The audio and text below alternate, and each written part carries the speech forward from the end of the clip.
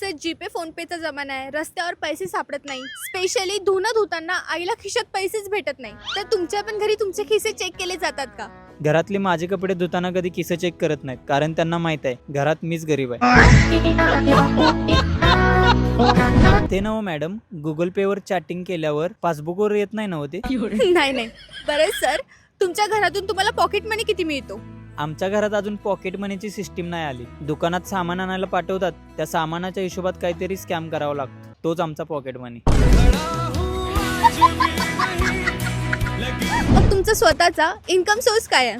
हेच आपलं किरकोळ. आज बघा आजीच्या मोबाईलचा ब्राईटनेस वाढवून दिला आणि तिला म्हणलं स्क्रीन चेंज करून आणल्या आणि 100 रुपये घेतले.